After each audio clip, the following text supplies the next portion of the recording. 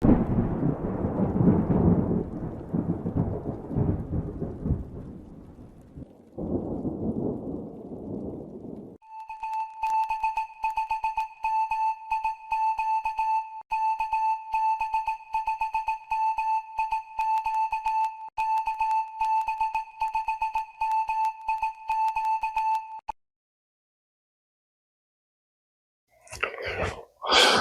good morning, guys.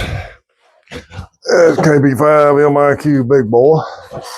Got one of my subscribers made a suggestion for this video.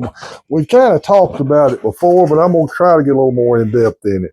Bill, KFONNQ, wanted me to make a suggestion about doing a video giving beginners a little more tips on types of coax that they should buy starting out when they're setting their station up.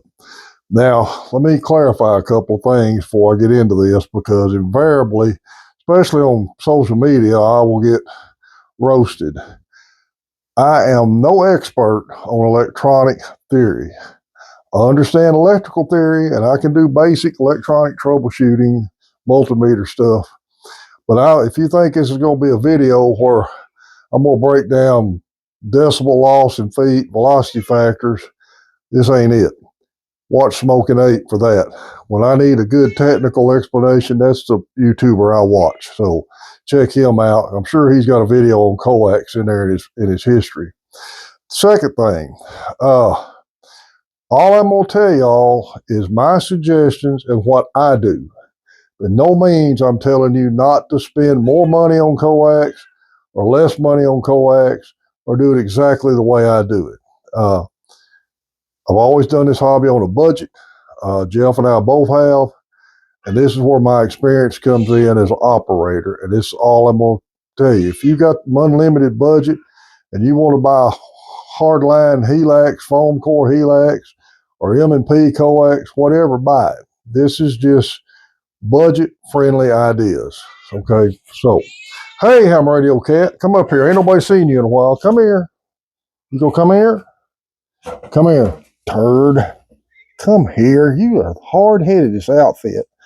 Just like your mama being hard-headed. There you go. She's still kicking. She's just getting old and cranky. All right.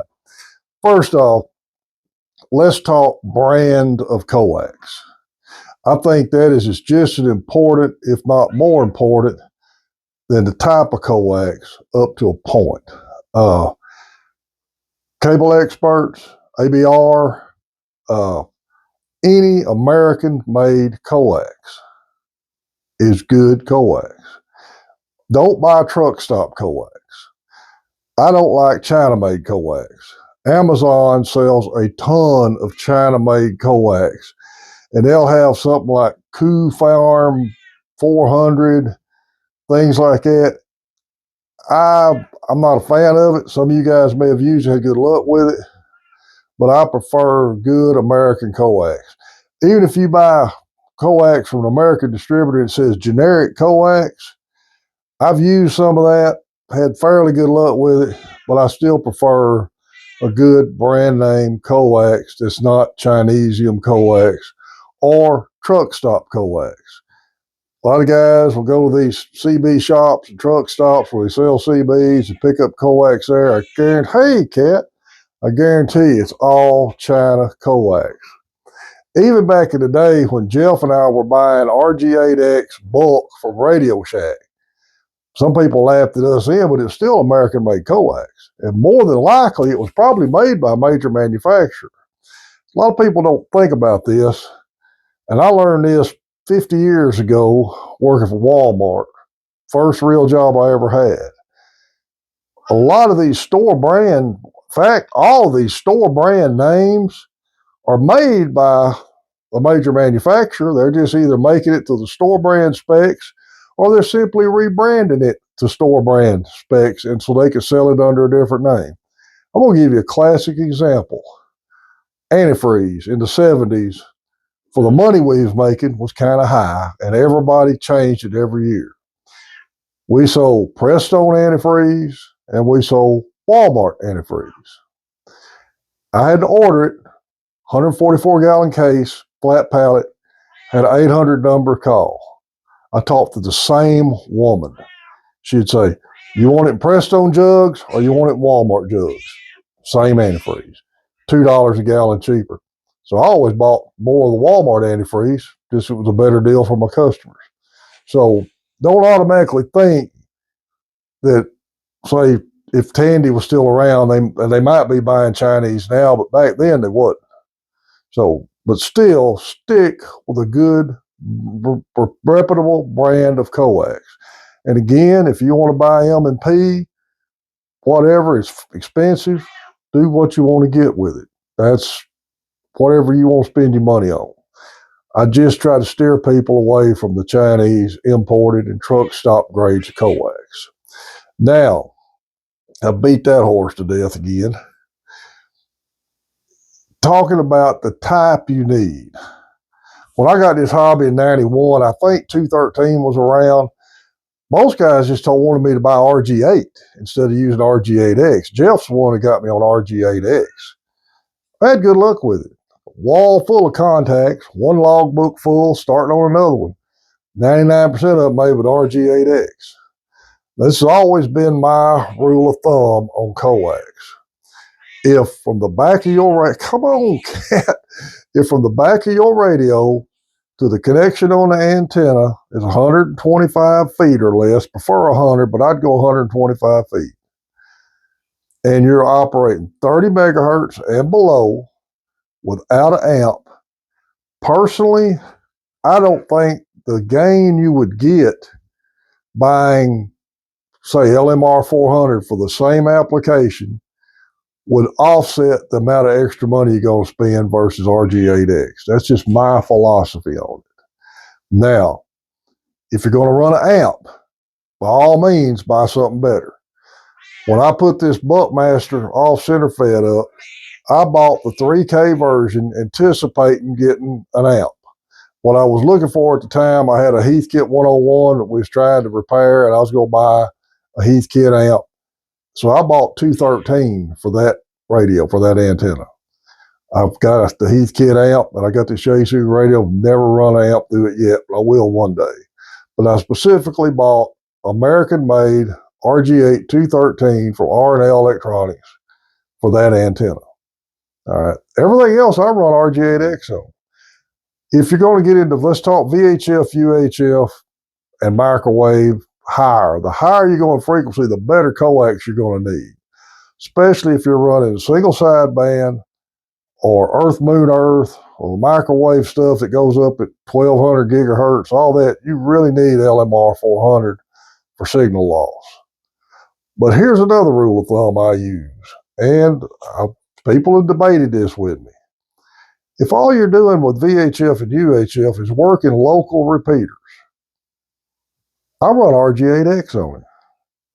Some people think I'm crazy, because especially on UHF, you're getting too much loss. Well, if I'm 5'9" into the local 70 centimeter repeater with RG8X, and that's all I'm doing with it, why would I spend more money to do the same signal? See what I'm saying? All I want you guys to do, I want you to get a hobby. And if you're on a budget, like I've always done this hobby, I'm just giving you some tips that'll help you get on the air and things will work, or you can have fun and maybe spend some money on more equipment down the road. Coax, antenna, and radio is the three main important parts of it. It really is. But nowadays, with social media being what it is, you'll say, I've seen guys ask, what's the best coax? LMR 400, LMR 400, LMR 400. Not even asking them how they're operating or what they're going to operate on or anything like that. Another thing with LMR 400, it's pretty stiff. In fact, I've seen Jeff bought some that said do not bend to use with a rotor. So you'd have to make a jumper for your antenna out of some bendable coax to go into that RG8, that LMR 400. So it's stiff, it's hard, it could be hard to use.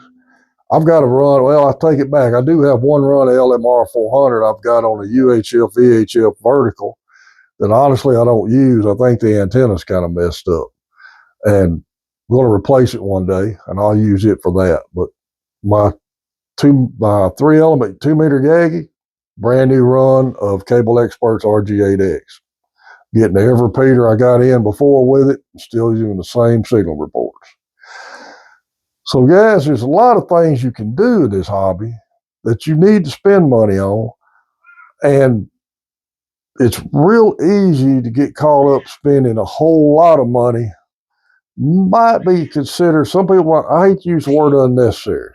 I really don't, because if you got the money to go ahead and put M&P LMR 400 on your shack, anticipating running an amp, hey, that's great. You just save money down the road when you put an amp on it. But if you're trying to get on the air on a budget and you've got a rig and you're not running over 100 watts and your antenna is not over 125 foot run a coax away, and you're just going to run 30 megahertz and below, I honestly don't believe the difference in money you would spend is going to offset any signals you're going to get. That's just my opinion, and I could be wrong, but that's based on 35 years experience. And I have always worked 10 meters with RG8X, and I've talked all over the world with it. And I use, like I said, I use 213 on that off center fed, and I've made a lot of long distance contacts with it. But when you get into this hobby, one of the big things you remember is budget. It's all, you don't have to invest in 4HF rigs like you see sitting here, things like that. You just need to get some good stuff to start with to get you on the air. See, that's another thing that POTA has done for new hams getting into the hobby. There is smaller coax, and I'm not familiar with it at all, that these POTA guys are using, because they're only running 35, 40 feet to an antenna. And I do not know any POTA guys that carry an amp to the field. Most of them are running low wattage radios, and they're finding out they can make just as many contacts with that. And I see a lot of guys running POTA using RG8X. It's easy to handle, it's real flexible, easy to roll up, and you're working 30 megahertz and below. No amp. It works great. So I hope I've made sense with that. I've tried to, but I don't want to turn this into a grounding video. Talking about grounding and ham radio is as bad as talking politics. I had a guy accuse me of telling people not to ground their stuff, and I'd never said that. That's the reason I tried to make it clear at the start of this video. I'm just making suggestions and telling you how I do things.